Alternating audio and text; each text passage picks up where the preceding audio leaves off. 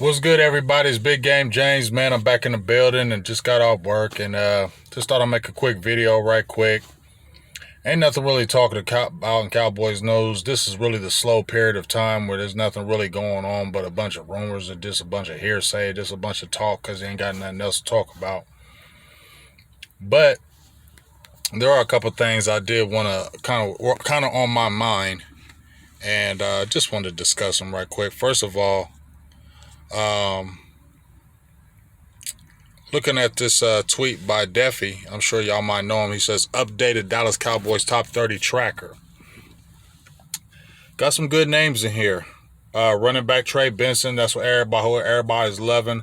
Him from Florida State. He's a dog. Jonathan Brooks from Texas. I think the Cowboys really might draft him. Once they said the doctors worked on him, they've been out to the pro day. He's an injured player, meaning he may drop players. Teams ain't going to take a chance on him where Dallas will. So I damn near feel like Jonathan Brooks is all but sold up as being the running back for the Dallas Cowboys unless somebody drafts him ahead of Dallas. I see like they feel like they're going to take him. They also got Rasheen Ali and Bucky Irvin. I don't know anything about Bucky Irvin. I'm going to keep it real. But I do know about Rasheen Ali from Marshall. He caught my eye when we were at the Senior Bowl.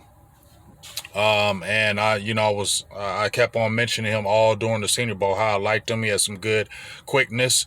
He ran strong through the hole, light on his feet. Looks like he can catch the ball at the backfield. Had a few good blocking assignments and pass blocking from the University of Marshall. And I feel like if he's later there in the later rounds and they don't get the running back they want, they'll go for him. Wide receiver Malachi Corley. I don't know too much about him, so I ain't gonna front like I do. Offensive lineman Troy Fontenot from Washington. I mocked him in my last draft. He can play guard or center. I'm sorry, not guard or tackle. He's versatile. Matthew Goncaves, Travis Glover, Brandon Coleman, Kingsley Suamatea. I think it's from, is it BYU? I think it's from him. BYU, I think, or Yale. One of those two. I think it's BYU. But I believe he was up at the Senior Bowl as well.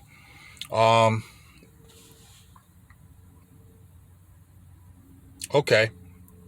Graham Barton, Jackson Powers Johnson. That's the look right there. Graham Barton, I feel like if it's between him and Jackson Powers Johnson, I still like Jackson Powers Johnson. But now we keep on hearing that he couldn't beat out your boy that's with the team now, TJ Bass, with a center. He went undrafted. I like what he did at the Senior Bowl. He looked good to me. But then I saw Graham Barton. I watched his tape over at Duke, and I think the real thing that his calling card is he is super versatile. He can play tackle, he can play guard, he can play center. And the Cowboys love a multi-talented player. And he's got a nice little streak. He plays with power, good balance. I think he's a good safe pick. Byron Murphy, Texas. He's a little undersized as far as the height. That doesn't really stop you. Then you got the linebackers, Peyton Wilson, Edgerrin Cooper, Trevin Wallace, Jordan McGee, and Nathan Watson. Obviously, the darlings are Peyton Wilson and Edgerrin Cooper. Those two guys are viable, very real viable options. And if you got a first-round pick, I'm definitely not doing Peyton Wilson. But I would definitely look at Edgerrin Cooper if he was available at 24 because that's the bottom of the round. It's almost damn near like a second-round pick because they're at, 24, 25th? So it's like 7 or 8 picks before you hit the second round. So it's like right there. So I don't think you're reaching if you picked a Cooper in that first round. He's a dog. I love Peyton Wilson too. Only thing we talk about is his injuries. And, I talk about the two. I said, the difference between the two, obviously the injury history with Peyton Wilson. But Peyton Wilson, I believe, is a better coverage linebacker than Edgerrin Cooper is. But Peyton Wilson gets swallowed up in the trash a lot too. He gets pushed around in that. Tight ends were pushing around. Linemen, he gets pushed around a little bit.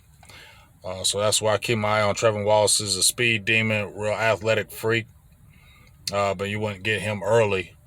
So that's just my quick thoughts about those guys. You feel me? As we head in. And then I seen this thing about Derrick Henry. He was on is it the pivot with Ryan Clark and those guys, Channing Crowder, Fred Taylor. He was talking about, Dallas would have been the perfect spot for him because he lives in Dallas. He trains in Dallas. That would have been a perfect spot for him. But, as has been well documented, Dallas didn't make an offer. He went over to Baltimore Ravens and got, a 2-year, $16 million, 8 per, 9 guaranteed, total of 20 if he hits all the incentives. Yeah, Dallas wasn't doing that. They did $10 million for Tony Pollard last year. But Derrick Henry's an established dog. Like, he was a great running back. He's 30 years old. I don't think he's on the wrong side of 30. I didn't see the slowing down. Again, that's a big dude. Usually they really downtrend real quickly. When you're that big, you downtrend quickly. Like 27, 28, those big backs, they don't last long because they're wear and tear. But Derrick Henry keeps himself in immaculate shape. And he said in the story, it would have been the perfect situation with me in Dallas. I live here in Dallas. I train here in Dallas. It would have just been a perfect situation. But as we know, they didn't make a call. And we know his agent is CAA.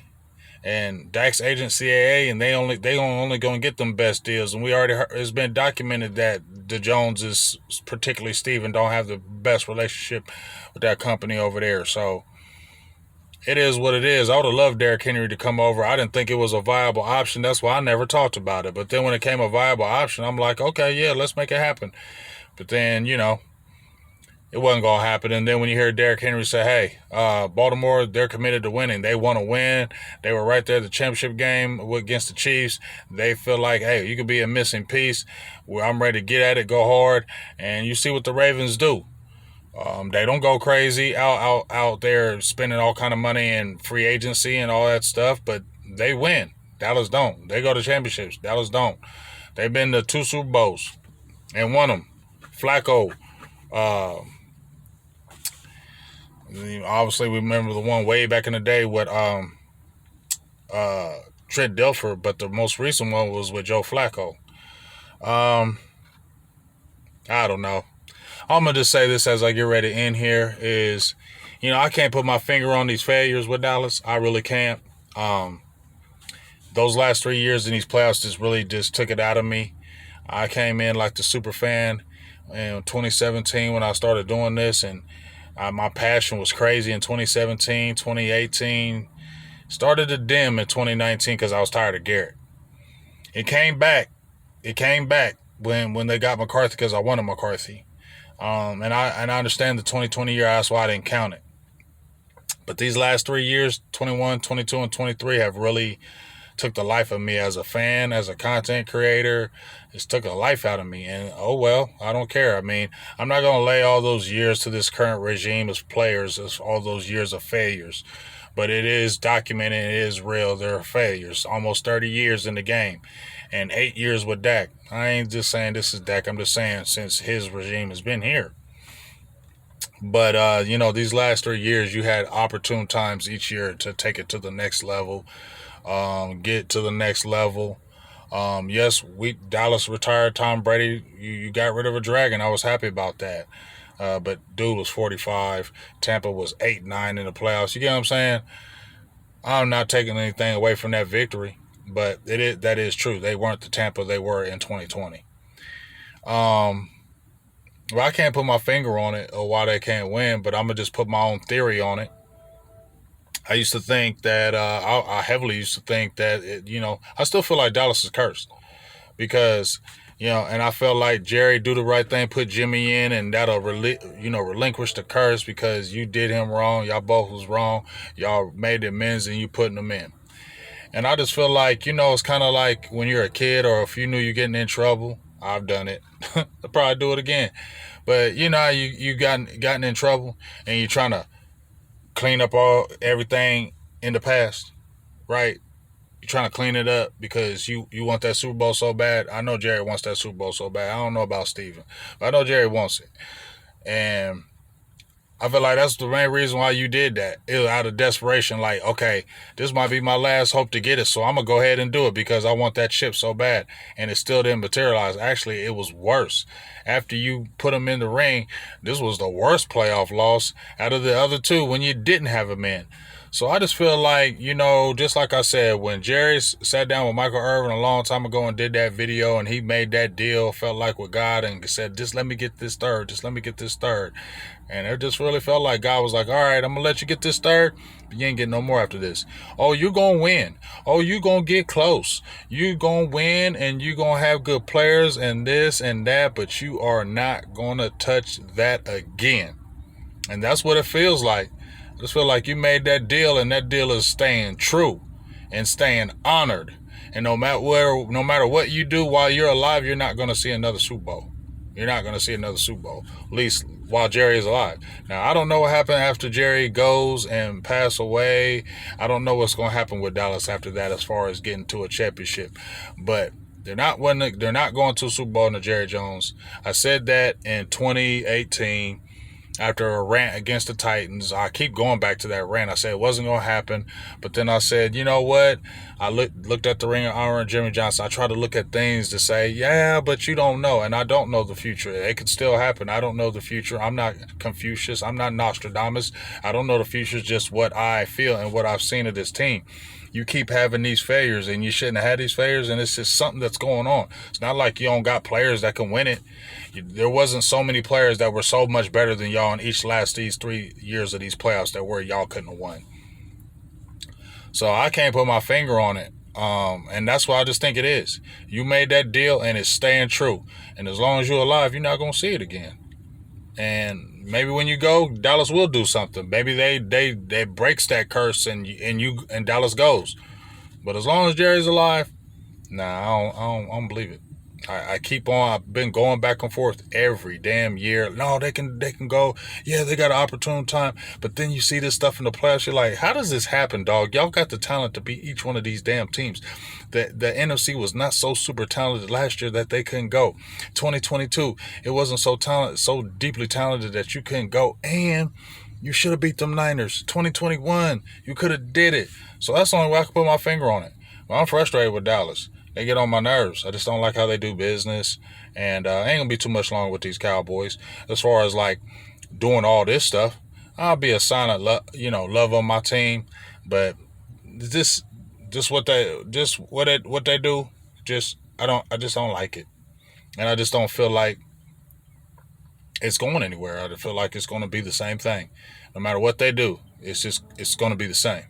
It's just my opinion about it. No factuals. No factual statements, just my opinion. Like everybody else has them, I have mine. And I just feel like as long as Jerry's alive, team ain't going to no Super Bowl. Maybe when he goes, maybe something happens. But as long as he's here and alive, I just don't believe they're going to go. Big Game James. Oh, before I get off here, let me make a quick, I should have said this at the beginning instead of the end because you probably ain't going to follow the video all that long. I don't know. But I got Danny Phantom from Blogging the Boys. Y'all might know him. He's the most optimistic Cowboys guy out there, it feels like, in my heart.